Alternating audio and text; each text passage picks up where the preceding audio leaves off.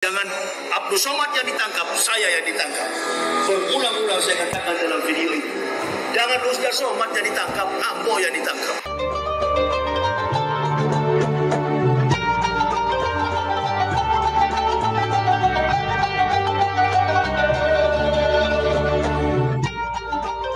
Assalamualaikum warahmatullahi wabarakatuh. Bismillahirrahmanirrahim.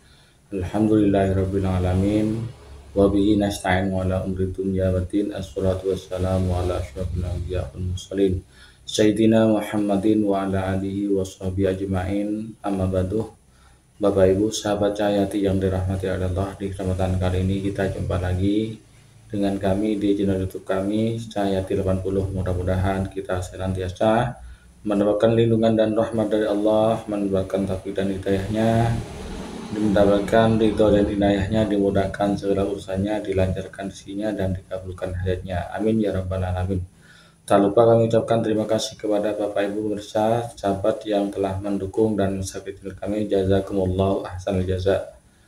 Dan bagi pemirsa yang baru menemukan channel kami, baru bergabung, silakan klik tanda tombol subscribe-nya, nyalakan tanda loncengnya, klik tanda jempolnya, dan tinggalkan komentar di bawah video ini. Sahabat Cahyati yang dirahmati oleh Allah, di kesempatan kali ini kami akan membawakan sebuah video untuk para sahabat dan para pemirsa.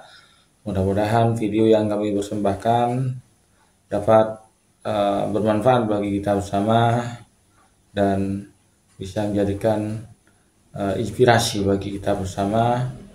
Amin ya rabbal alamin. Mari kita langsung simak videonya. Hati-hati ibu bapak, saudara-saudara.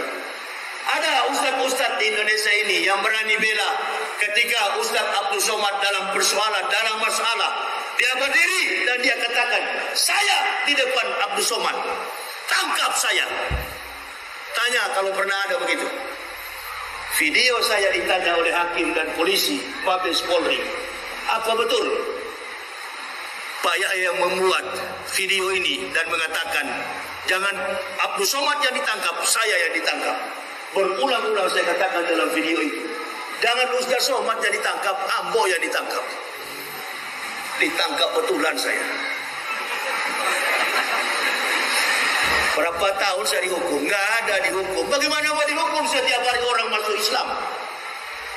Orang masuk Islam. Sampai kita dengan si siapa itu, musuh bebuyutan saya kemarin itu, Deddy Corbuzier itu. Diundang saya untuk apa itu namanya? Apa? Hah, itu dia punya istilah YouTube itu. Podcast atau apa itu. Deddy Corbuzier tanya, jadi Ustadz sudah pasrah Ded. Masa Ustadz tidak pikirkan dulu berapa tahun dihukum pakai pengacara? Enggak. Setiap ada pengacara saya pecat. Ada lagi saya pecat. Polisi punya, saya pecat. Ditanya oleh Kejaksaan Agung, apakah terdakwa perlu pengacara? Enggak. Kalaupun datang tetap saya pecat juga. Saya hanya butuh pertolongan dari Allah. Karena saya sudah terbiasa berjalan ke sana kemari dengan Allah. Kesana kemari keliling Indonesia, nggak pernah saya meminta-minta untuk dibela, nggak pernah. Pertolongan saya hanya dengan istri anak, nggak pernah saya panggil jamaah suruh bela saya. Menegakkan Islam ini dengan harta kekayaan sendiri, bukan mencari kesempatan supaya kaya di dalam masjid. Innalillahi. Tegakkan Islam ini dengan kesadaran jiwa yang tinggi di hadapan Allah. Maju saya ditanya kepada hakim, jadi Bapak tidak perlu lagi pengacara? Enggak perlu Pak. Enggak perlu, saya hadapi sendiri. Bapak terima berapapun dihukum, siapa? Saya dengar-dengar di berita katanya 10 tahun saya dihukum. Insya Allah cukuplah. Umur saya 50 tambah 10 tahun 60 jadi imam. Begitu di sidang pertama, sidang jaksa penuntut umum, jaksa penuntut umum menuntut saya hukuman 7 bulan penjara. Alhamdulillah. Kok cuma 7 bulan? Nggak salah dengar saya Pak. Apakah saudara terdakwa terima? Insya Allah terima Pak Hakim. Jangankan 7 bulan, 7 7 tahun saya terima Pak Hakim. Enggak, ini 7 bulan terdakwa. Ya saya terima Pak Hakim, insya Allah dengan ikhlas saya terima. Ya, minggu depan kita sidang terakhir. Sidang apa? Sidang vonis. Sidang vonis jatuh, dikurangi 2 bulan, jadi 5 bulan. Allahu Akbar. Kok bisa-bisanya jadi 5 bulan? Ini Mabes Polri, ente tahu nggak di Mabes Polri? Coba-coba lah masuk penjara sana. Coba-coba aja dulu. Coba-coba aja. Ente mau bebas di situ, Masya Allah, permainannya harus kawan. Tanya kawan-kawan polisi. Saya yang paling bebas dengan orang-orang cyber.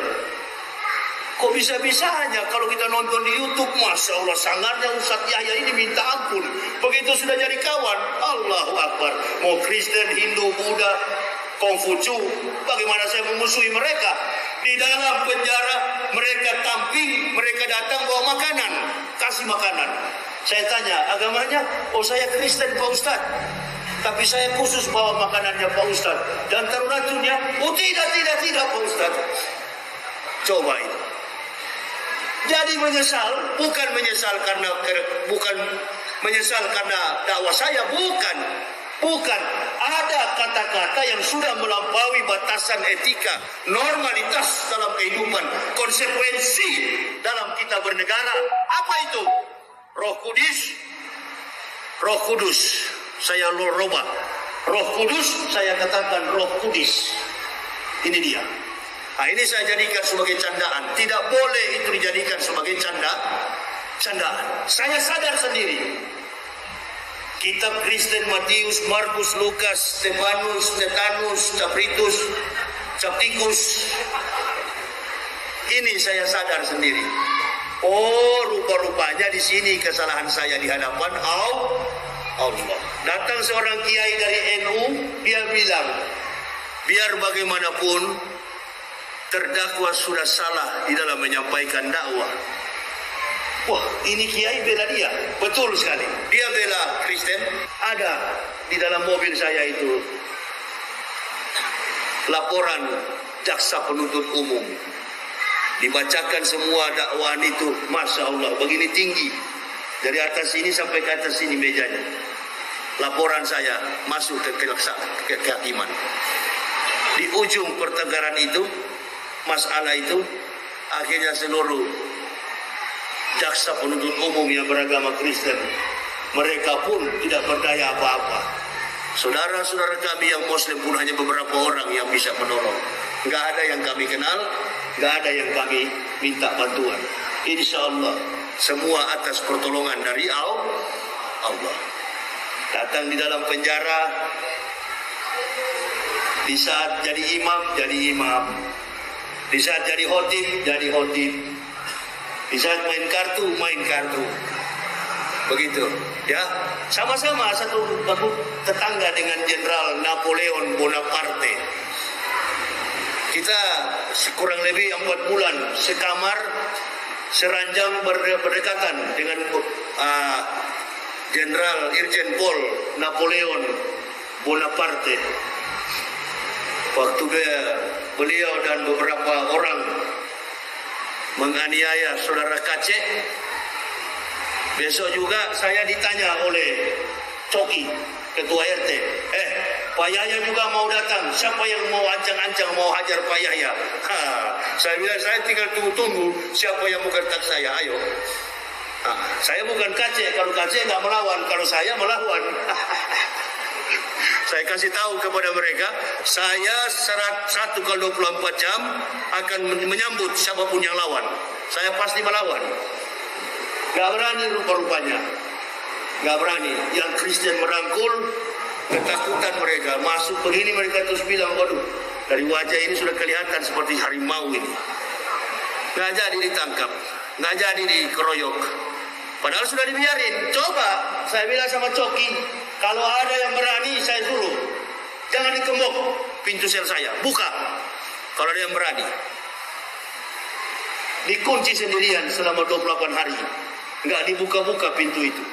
Nanti jam 2 malam di kaki saya itu, di telunjuk kaki saya, ya, jempol saya dipijat setiap jam 12 ke atas. Bahkan ada seseorang yang sesak sekali napasnya, sudah dalam keadaan sekarat, seperti sudah mau mati. Setiap saya terbangun pada jam 12 ke atas, orang ini selalu mendesah dalam kesakitan. Saya bangun, saya perhatikan sampai ke tong-tong sampah, tidak ada mayat yang ada di situ. Rupa-rupanya saya baru tahu, selama 10 hari kamar itu adalah kamarnya almarhum Maher At-Twalibi. Rupa-rupanya kamar nomor 10 itu kamarnya Maher, Ustadz Maher At-Twalibi. Sampai akhir kehidupan beliau, dalam tangisan, dalam linangan dan air mata, sedih, entah apa yang disedihkan. Kalau seorang mujahid sudah bersedih, innalillahi.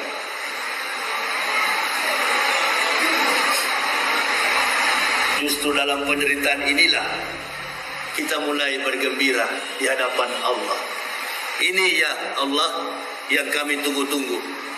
Bukan nanti dalam keadaan sedih, bukan nanti dalam keadaan kenyang, dalam keadaan kita diberkahi, baru kita mengatakan bahwa kita adalah orang-orang merdeka. Di saat kita digodok oleh Allah, kita masuk ke dalam penjara, di sini kita mulai mengakui kehebatan, keagungan Allah Subhanahu wa Ta'ala. Makin banyak kita sujud menyembah kepada Allah, makin banyak membaca hadis, makin banyak mengaji, makin merenung.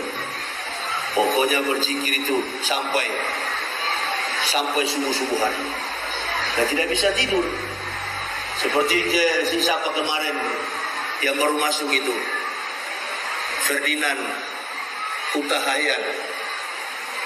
Begitu baru masuk pertama saya panggil, sini Ferdinand, dia langsung lari. Dia pikir kita mau pukul, padahal kita cuma panggil. Begitu juga Pak Edi Mulyadi. Kalau sudah masuk di Mabes, sudah mulai jalan dalam tempatnya cuma kecil. Kebetulan ruangan kamar saya itu depannya masjid. Orang berjamaah di depan, saya imamnya di situ. Nah sekarang para imam-imam sudah pulang, orang-orang FPI sudah pulang. Yang tersisa di dalam hanya Habibah dan Rizik Syihab. Kita doakan beliau supaya cepat sembuh, supaya beliau juga cepat keluar dari Mabes Polri. Karena kalau semakin lama beliau di Mabes Polri, semakin lama beliau ditahan, insya Allah ini tidak ada akses vitamin D, tidak ada ultraviolet, tidak ada akses cahaya matahari untuk sampai ke dalam. Jadi kekuatan orang-orang narapidana yang ada di dalam itu cuma obat. Ratusan, puluhan, ribuan obat yang kita simpan. Kebanyakan ya obat vitamin D. Makanya waktu saya keluar dari sel itu nggak bisa bicara saya. Nggak bisa bicara. Yang pegang saya, yang jaga saya, yang bawa di mobil saya, kata istri saya, Pak Yusuf Mansur. Ustadz Yusuf Mansur, Kiai Yusuf Mansur. Saya nggak tahu kalau beliau yang bawa. Begitu. Nah baru kita mau bilang itu cebong. Itu persoalan Yusuf Mansur, persoalan dengan umat, itu persoalan beliau. Saya tidak pernah terlibat dengan hal begitu. Tetapi yang namanya kiai, namanya ustadz, kita tetap bersahabat. Apapun masalahnya, apapun kasusnya, yang namanya ulama, kita tetap bersahabat. Menjalin persatuan antar sesama ulama bil hasad. Yang keenam itu adalah ulama-ulama yang dengki. Mentang-mentang sudah kaya, sudah dicintai umat, menyendiri, sudah tidak mau berteman dengan umat. Nah ini nih ulama-ulama yang cepat mau mati itu. Nanti lihat kalau tidak percaya. Itu dia, ya. Kalau bisnisnya sudah maju, sudah mulai lari. Itu dia, ya. Justru dengan keadaan seperti inilah kita harus saling mendekatkan diri kepada Allah. Sahabat Cahyati, Bapak Ibu yang dirahmati oleh Allah, demikianlah konten yang kami persembahkan pada kesempatan kali ini. Mudah-mudahan bermanfaat, menjadi tambahan wawasan, tambahan pengetahuan bagi kita bersama. Amin ya rabbal alamin. Dari kami kurang lebihnya mohon maaf. Hadallahu yakum. Assalamualaikum warahmatullahi wabarakatuh.